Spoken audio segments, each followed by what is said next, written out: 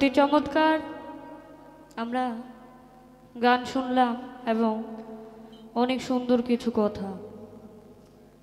চমৎকার গান করলেন আমাদের মাঝে সোহাগ নুরি সাহেব এবং নুরুল আমিন সরকার।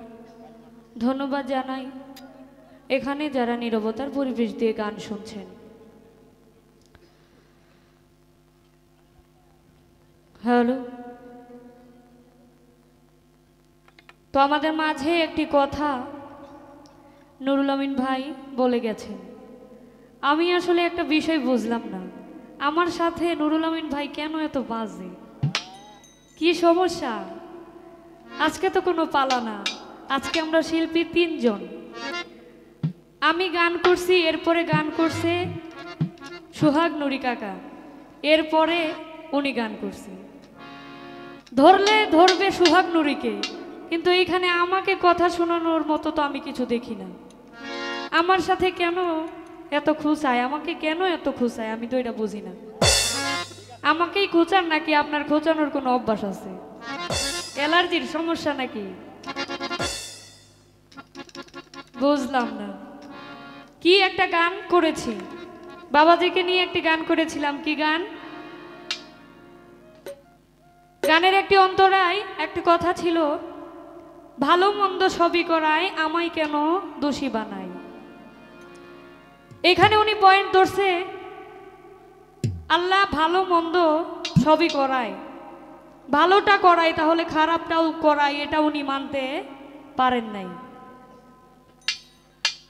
খারাপ আমরা করি শয়তানের প্ররোচনায় পড়ে, শয়তানের যুক্তি নিয়ে আমরা খারাপ কাজ করি, কিন্তু চিন্তা করতে হবে এর আগে থেকে শয়তানকে সৃষ্টি করেছে কে? যা কিছু রয়েছে সব কিছুর মূলে আমার আল্লাহ। এই শয়তানকেও তো আমার আল্লাহ সৃজন করেছে, তাই না? শয়তানকে আদেশ করেছে, শয়তান তার হুকুম পালন করতেছে, শয়তানের কাজ শয়তান করতেছে। কিন্তু নুরুল আমিন সরকার কি কাজটা না করতেছে আমি এটাই তো বুঝতেছি না। আমাকে কেন এত খুঁচায়?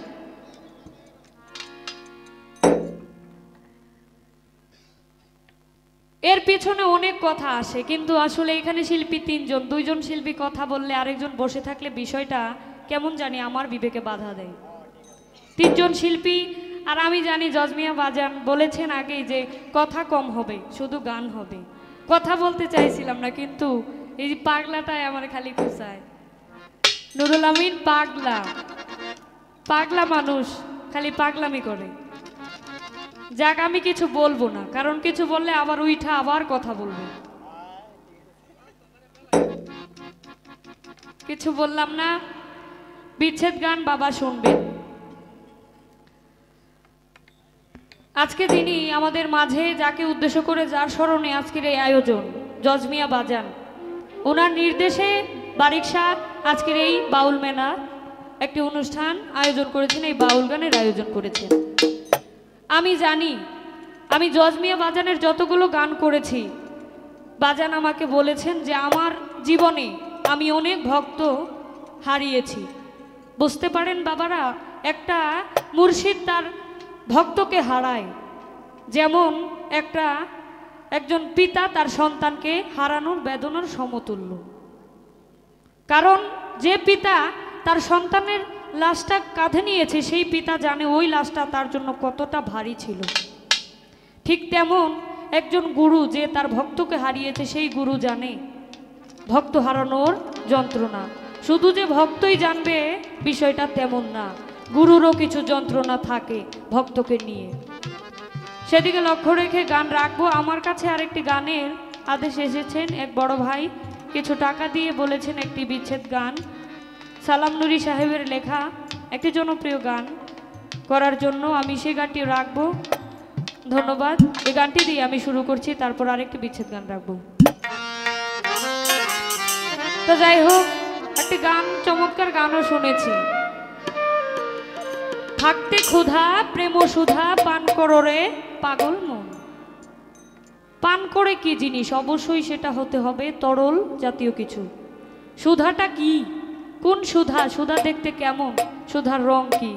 ভাই একটু দাঁড়া, একটু বইলা দিয়েন তো, ছোট্ট করে একটু শুধু বইলা দিয়েন সুধা জিনিসটা কি, আর এটা কিভাবে পান করলে আমরা শুদ্ধ হতে পারবো। ধন্যবাদ।